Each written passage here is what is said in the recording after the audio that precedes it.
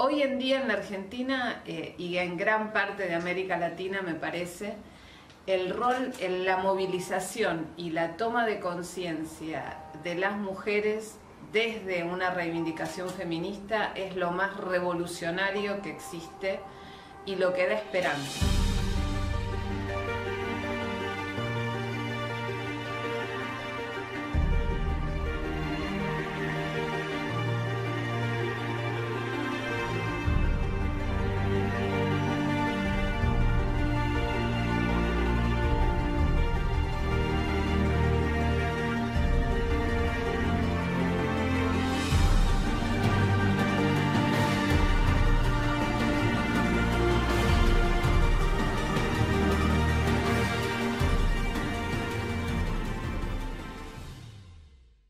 No princípio de tudo havia a poesia.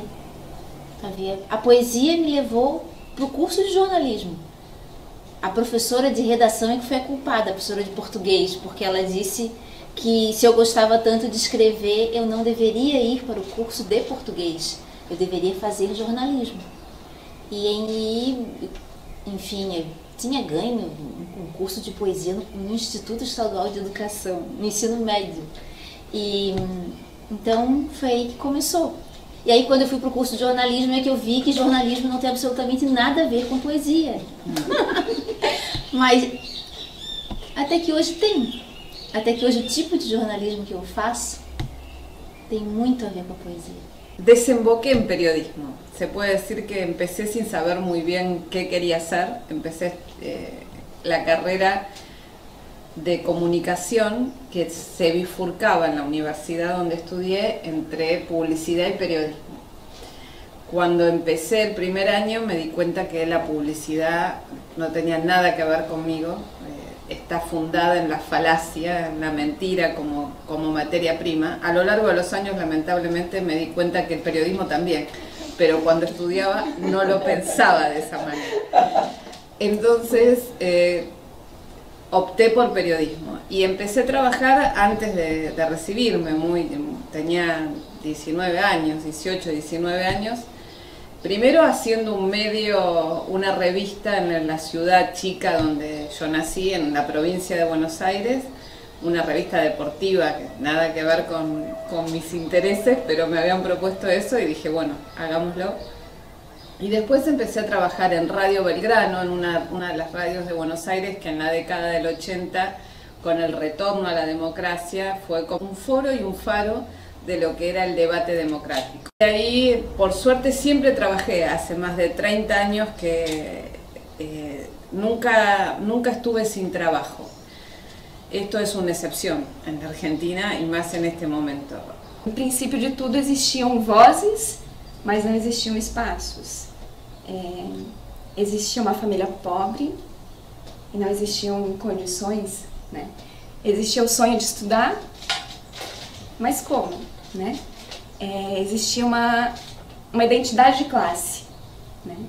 E depois passou a existir um movimento, depois passou a existir a política, depois passou a existir a organização, onde eu fui me inserindo, com juventudes do meio popular, PJMP, juventudes do campo, rural, PJR, porque a minha identidade também vem da roça, vem do campo, né? E quando eu falo de identidade de classe, bem, eu era muito criança, mas eu compreendia que meu pai, que minha mãe, que meus irmãos, que a gente morava no campo, mas não tinha condição de viver no campo.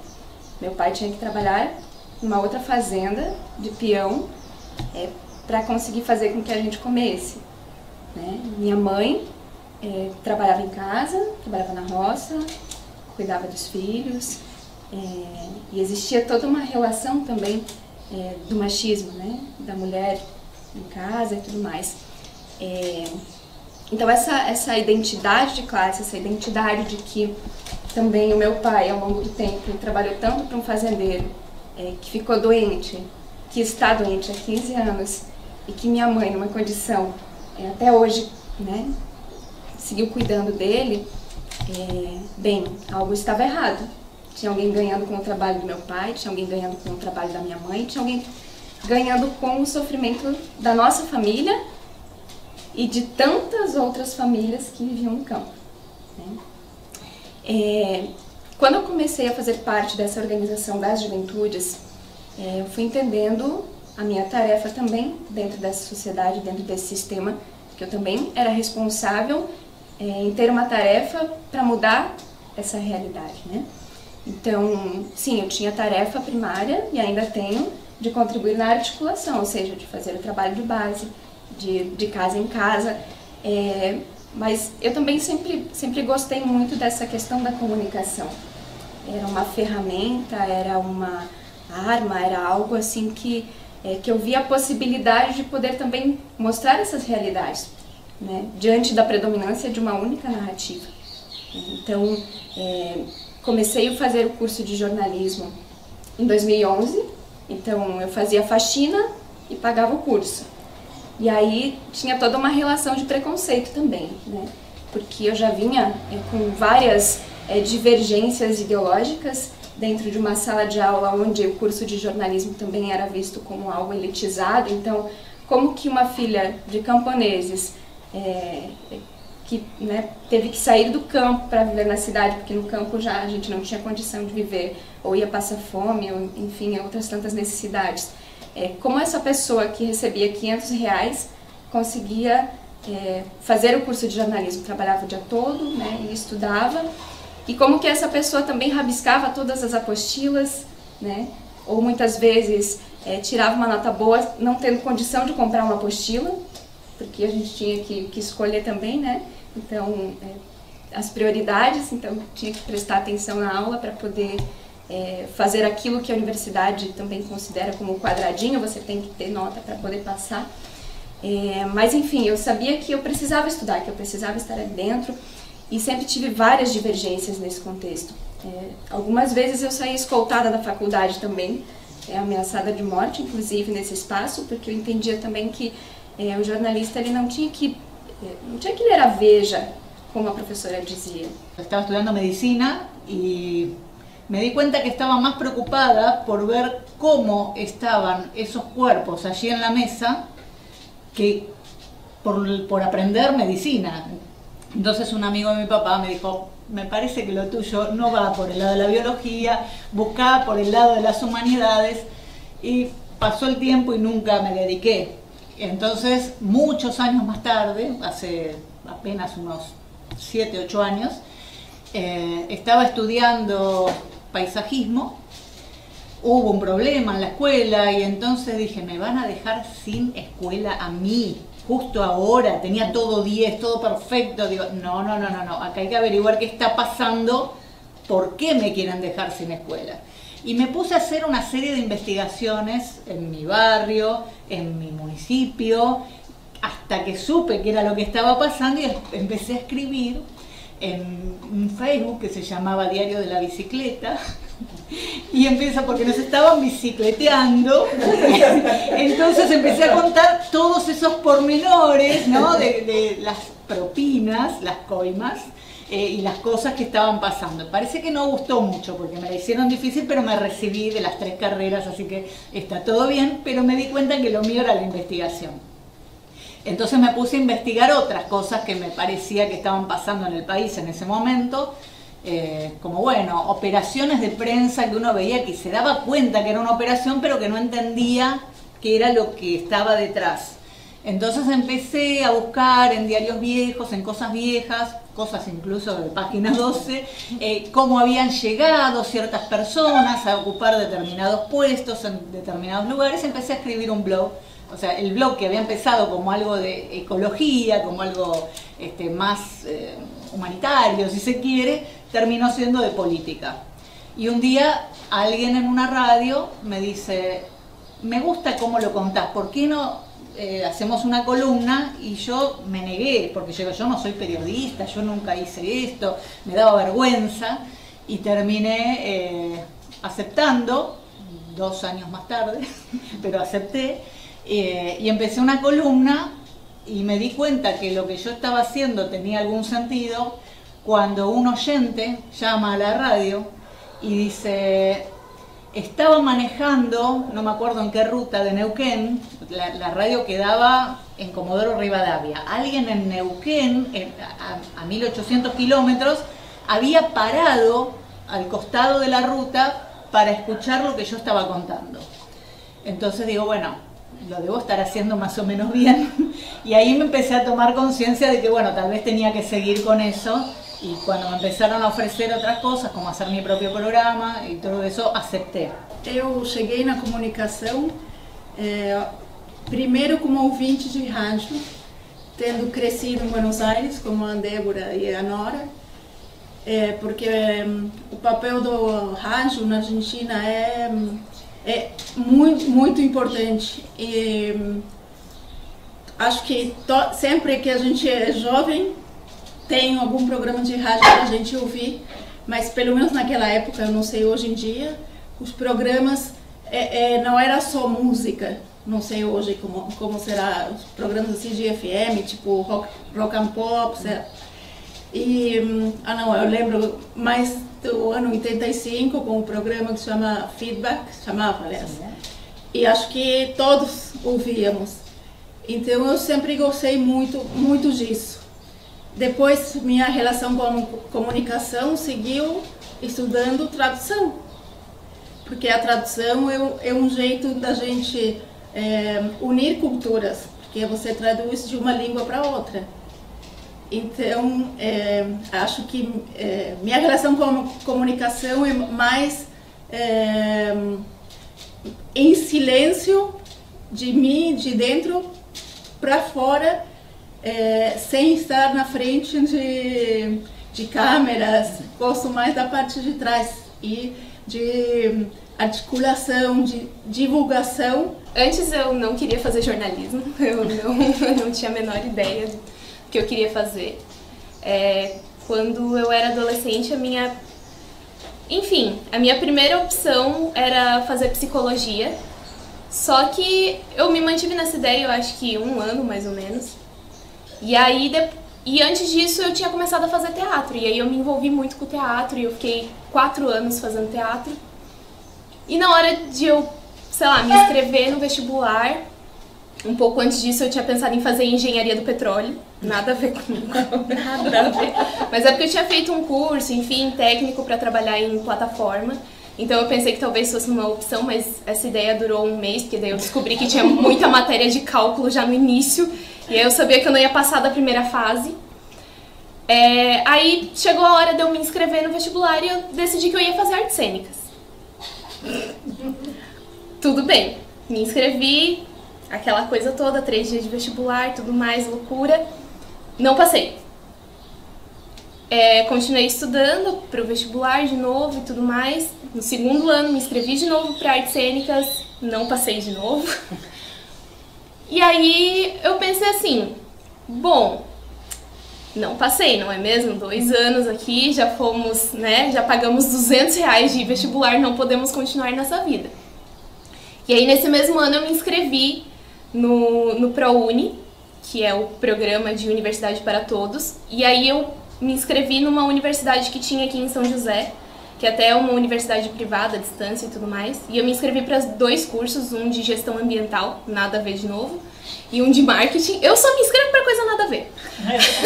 E um de marketing, e aí nos 2 eu passei em primeiro lugar, e aí por fim eu acabei escolhendo fazer marketing porque eu queria trabalhar com comunicação, eu sempre gostei muito de comunicação. E aí passado 1 ano de curso eu pensei, não dá mais pra mim, só que faltava só mais 1 ano pra me formar, então vou continuar aqui mesmo, né? Nesse meio tempo resolvi não estudar mais, não me preocupar mais com o vestibular e ir, e só fazer e fui. Nesse ano foi o primeiro ano em que eu passei da primeira fase, fui para a lista de espera, não passei direto, mas eu me inscrevi no SISU porque eu tinha feito de novo o exame do ensino médio.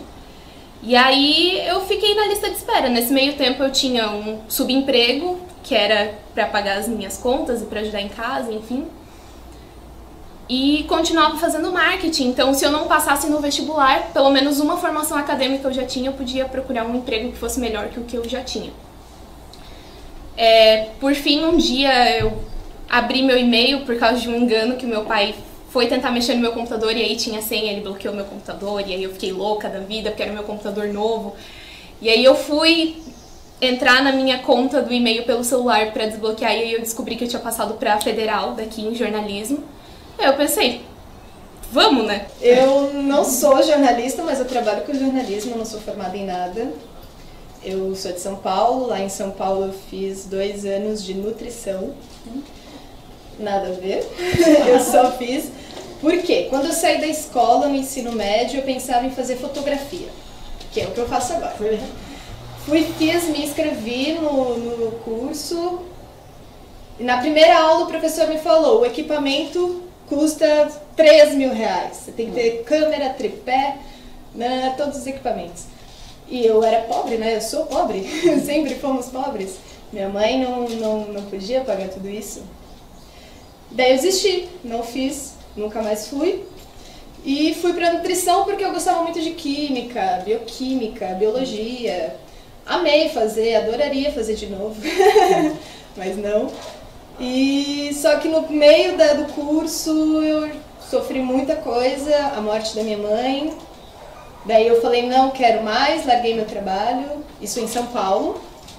Larguei a faculdade e vim para Florianópolis. E aqui eu trabalhei com software, sempre aprendendo, trabalhando, né? Sempre, não sou formada em nada, então nunca fiz curso de internet, de informática, né? Há muitos anos atrás. Então sempre que eu trabalhava na prática, já aprendia trabalhando.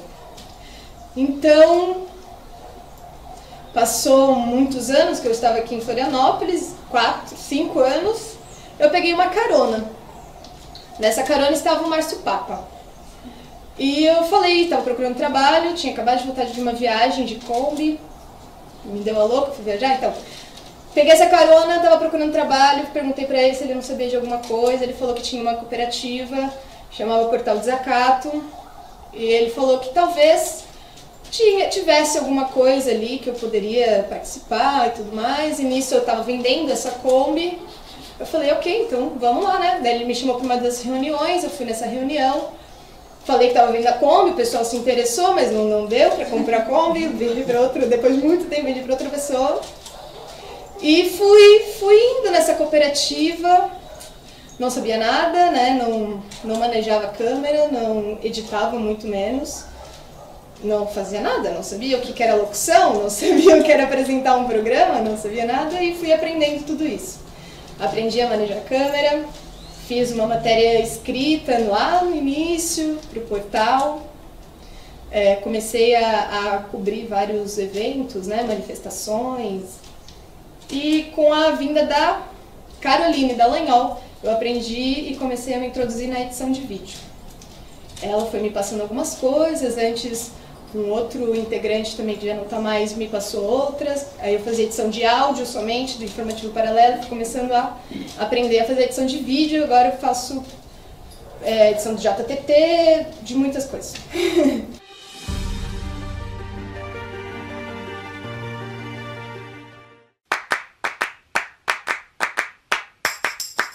Toda semana, um médico passará orientações simples que terão um grande impacto na sua vida. A Cooperativa Comunicacional Sul traz mais um novo programa, Saúde é Vida, apresentado pelo cardiologista Anderson de Assis. É toda sexta-feira, às 9 horas da manhã, através do nosso portal e redes. Você sabe que saúde é vida, e vida é tudo.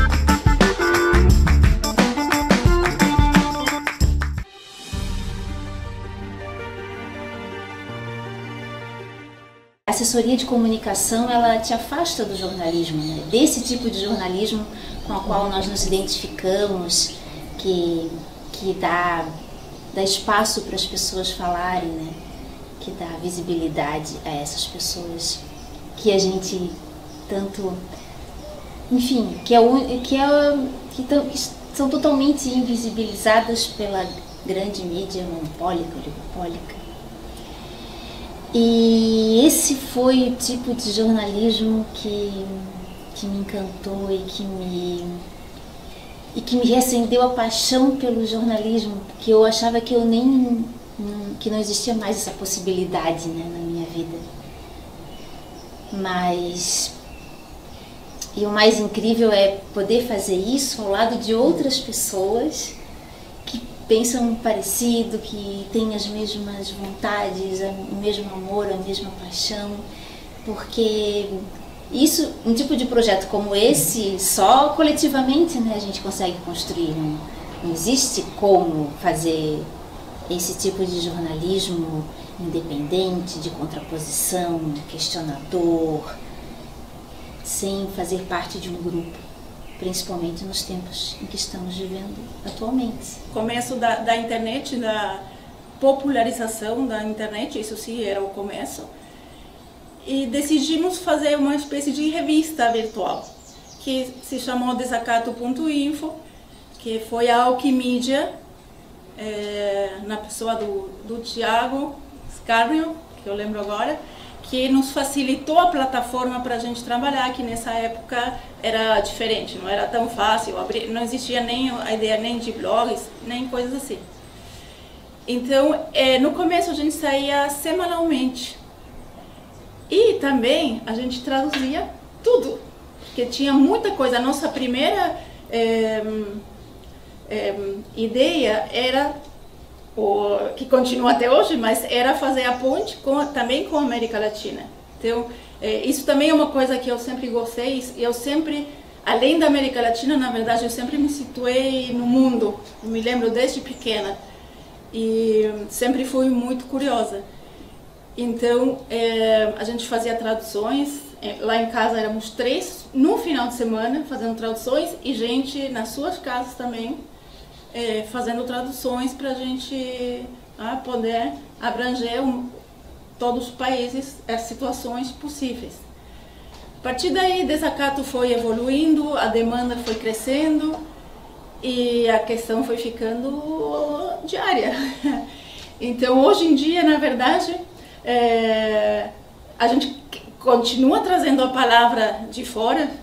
Débora, tem a Ana Rosa no México, e a gente tem colaboradores para traduzir.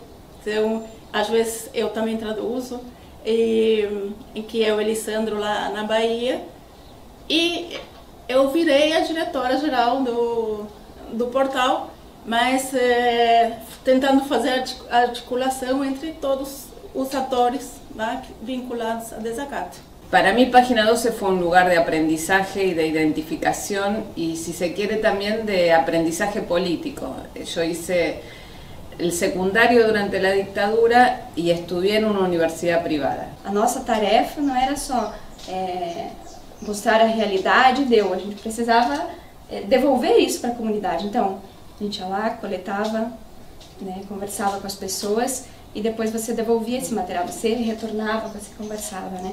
Então, isso também era um grande desafio, onde eu fui aprendendo tudo isso.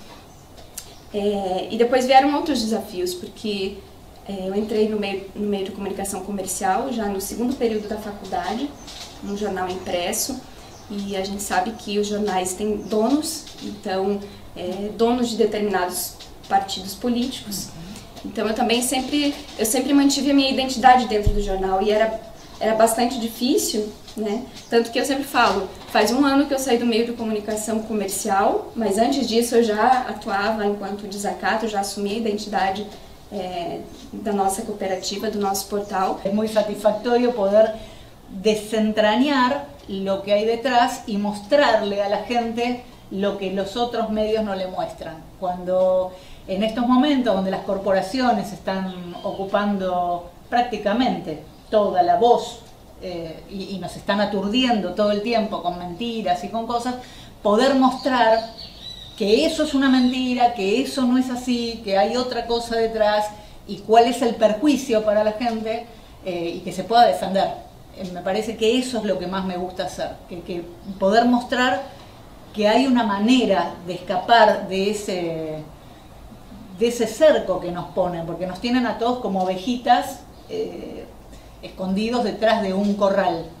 Y de esa manera decir, no, mira, tené cuidado, podemos hacer esto otro, hay maneras de escapar, pero tenemos que conocer la verdad.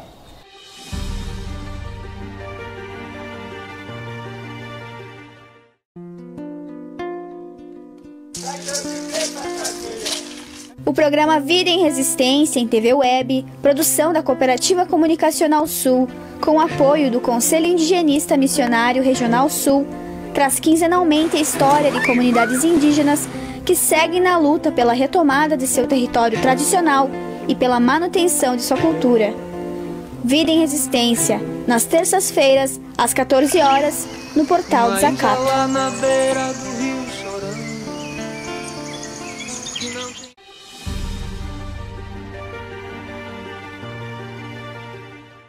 Eu vou lembrar da origem desse programa, que foi a nossa...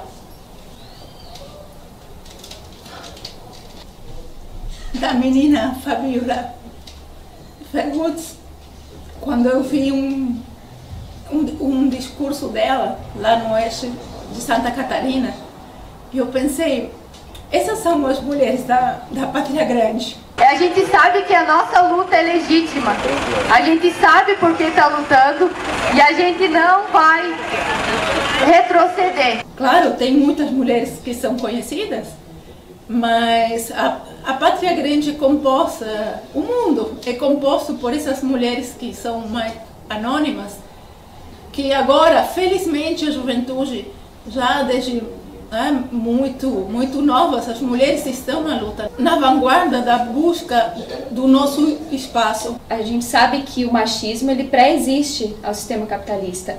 Então, nós temos um grande desafio no sentido de que, quando a gente conhece quem é o inimigo, eu não vou dizer que é mais fácil ou mais tranquilo, mas a gente sabe quem é o nosso inimigo e como que a gente tem que combater o machismo e como a gente tem que combater o inimigo na sua essência. Agora, quando nós somos mulheres jornalistas e algumas jornalistas militantes em algumas organizações e enfrentamos o machismo com os próprios companheiros dentro das organizações, o processo ele é ainda mais difícil, né? Porque a gente entende que não existe como a gente falar de vidas, a gente registrar histórias, a gente contar, a gente denunciar, a gente arriscar a nossa própria vida quando os nossos companheiros não estão libertos. No me pasó eso, tal vez porque empecé tarde y entré por la puerta de atrás al periodismo. Yo, al contrario, estoy muy agradecida a los hombres porque fue Juan Carlos Blackman, periodista de Comodoro Rivadavia, el que primero me ofreció y que yo misma, por mis prejuicios, pensaba que no podía hacer el trabajo. Entonces, insistió y estuvo 2 años insistiendo hasta que acepté. Y acepté gracias a otro hombre, un periodista maravilloso que es Jorge Alperín, que me dijo, mira, hacer radio es como estar en un café con amigos. Dice, no le tengas miedo, dice, probá. Y gracias a él, bueno, voy a verlo, voy a pensar. Y fue gracias a él también, así que fue gracias a 2 hombres que me insistieron para que yo pudiera desarrollar mis capacidades que no sabía ni que las tenía. Así que no tengo esa competencia. Lo que sí noté en el mundo del periodismo es que hay más competencia entre los hombres que entre las mujeres. Para nós mulheres, nunca o jornalismo veio sozinho, né? Os desafios nossos atuais ainda são os de muito tempo atrás, que é nos colocarmos muito mais do que a nossa aptidão profissional, do que os nossos valores, do que os nossos méritos, mas ainda temos que nos impor para que isso realmente valha, para que isso realmente seja o suficiente, porque sempre junto com o nosso trabalho, a gente ainda tem que saber lidar com o machismo que impera, com o preconceito de valermos só enquanto um rosto, uma estética, un padrón de belleza, en fin. La verdad que a lo largo de los años uno se da cuenta de cómo había naturalizado situaciones de postergación en el ejercicio del trabajo. En los últimos años en la Argentina el rol de la mujer es cada vez más importante, cada vez más protagónico, y me daba cuenta en esta hermosa mesa de historias y de relatos y de fuerza de mujeres desde distintos lugares, que cuando conté el principio de página 12, nombré a todos hombres. Sí. Y la verdad que era así, los protagonistas eran todos hombres. Habíamos muchas mujeres, pero el rol de poder lo tenían los hombres. Nós não queremos mais sermos, como dizem algumas leituras, as proletárias do proletário. A gente quer a superação disso. E eu acho que esse é um grande desafio também para o jornalismo. Hoje nós temos na cooperativa uma cooperativa feminista, mas uma cooperativa feminista, classista, que entende também essa questão da sua identidade. Temos pouquíssimos homens, mas não por uma questão de não queremos os homens nesse processo, é por uma questão de entendimento de projeto também. Nós queremos que os homens também sejam feministas, que os homens entendam que a nossa tarefa ela precisa ser coletiva na emancipação do mundo, né? Todas as vezes que eu penso, nossa, tô muito cansada dessa vida e tudo mais, eu sempre me lembro, que bom que eu sou jornalista.